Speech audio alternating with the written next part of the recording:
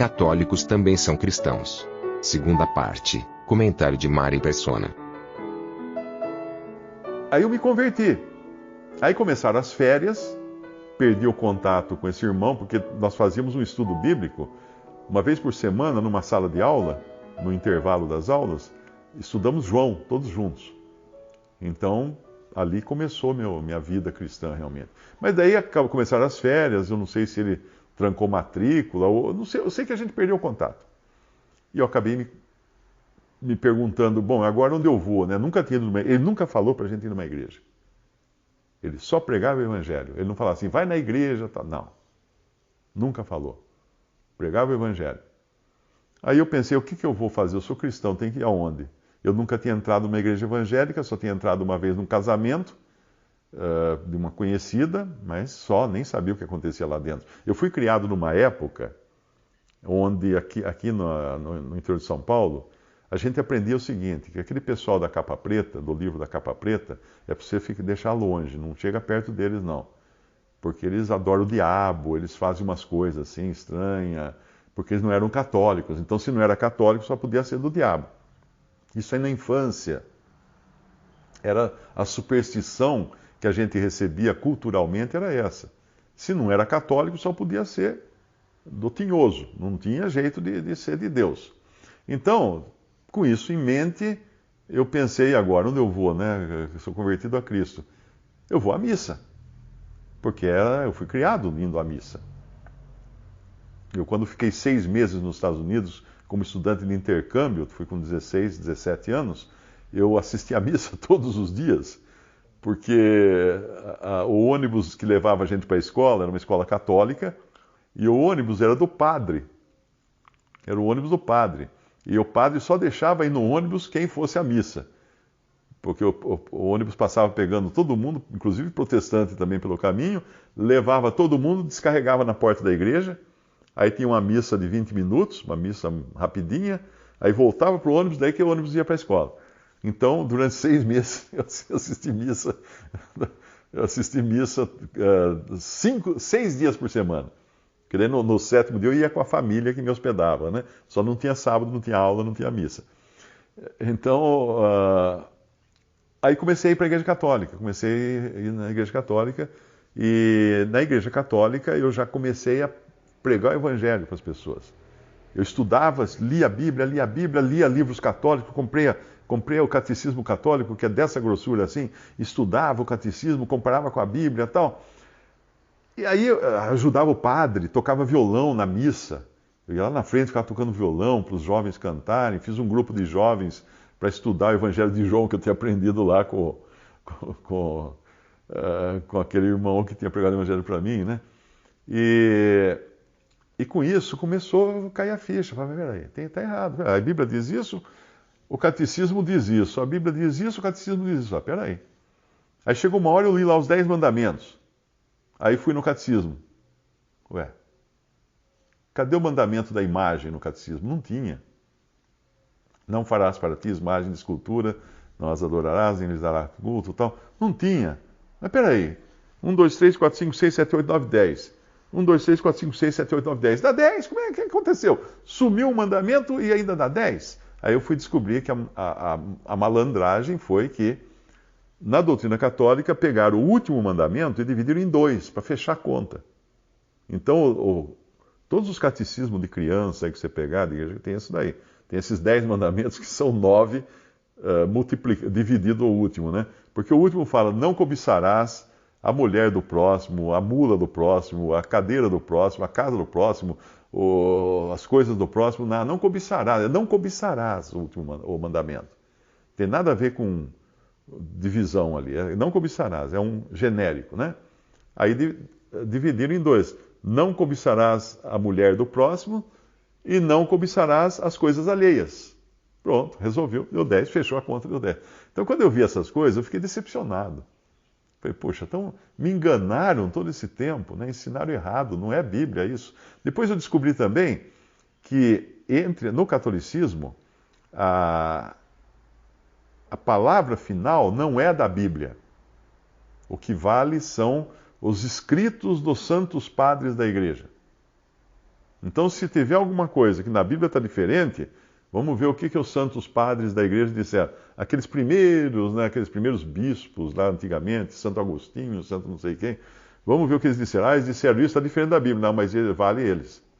Que é o santo, a Santa Congregação, ou alguma coisa assim. Tem lá, eles têm um grupo lá na igreja, que são os que criam a doutrina. E lá eles vão acrescentando essas doutrinas, doutrina mariana, essas coisas.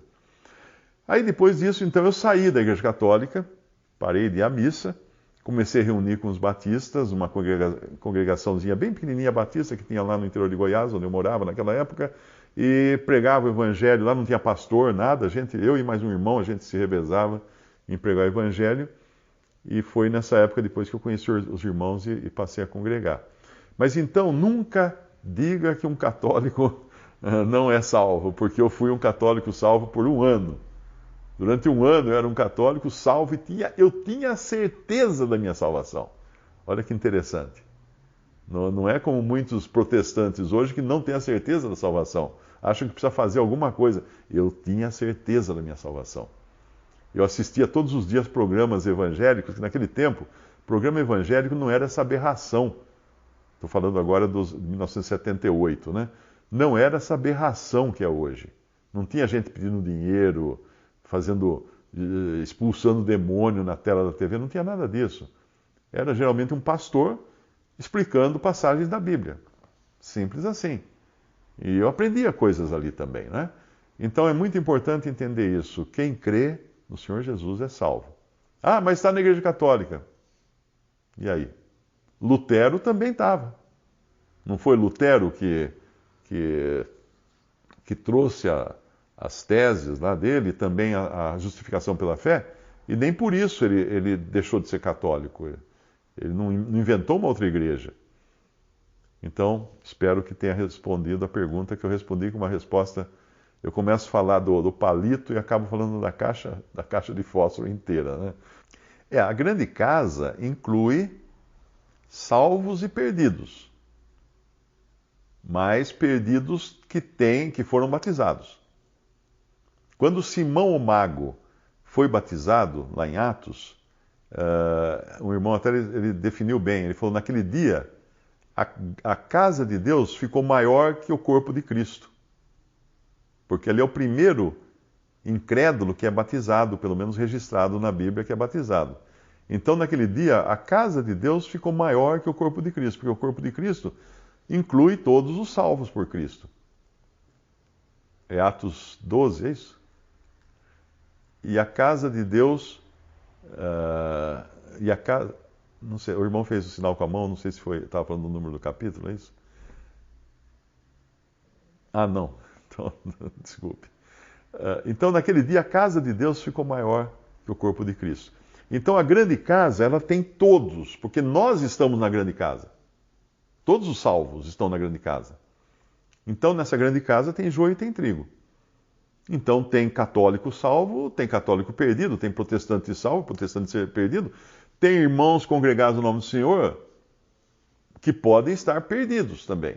Nós nunca sabemos. Tem pessoas que congregaram, às vezes, anos entre nós, e de repente você vê o cara abandonar e fazer cada coisa que você fala assim, esse cara nunca creu em Cristo. Nunca. Nunca entendeu o Evangelho, nunca creu. Então é muito importante entender isso. O fato de estar congregado não é um carimbo que você recebe do Ministério da Saúde, ó, esse aqui tá livre de todas as contaminações, as doenças, que nem aquele carimbo de carne, né, que tem no açougue, tem aquele carimbo cor roxa, assim, que ele carimba a peça de carne, que aquela foi inspecionada, né? Não. O fato de congregar o nome do Senhor Jesus é um privilégio, mas não é garantia de nada. A pessoa tem que ter uma conversão pessoal e crer em Jesus como seu Salvador.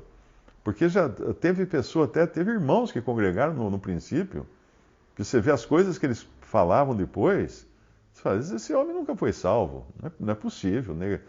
Falando heresias a respeito da pessoa de Jesus.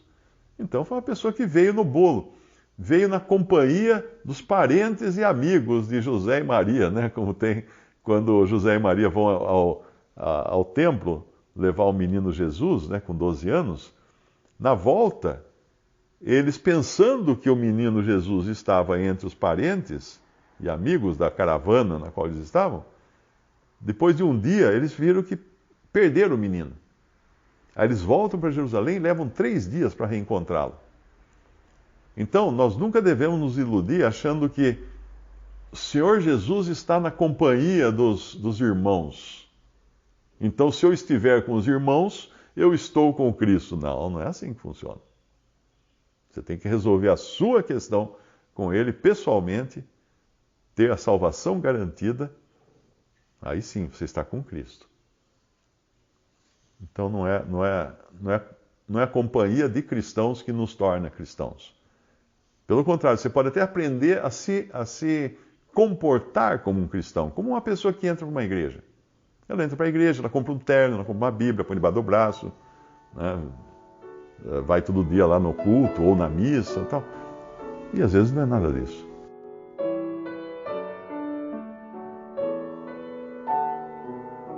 Visite Respondi.com.br. Visite também 3minutos.net.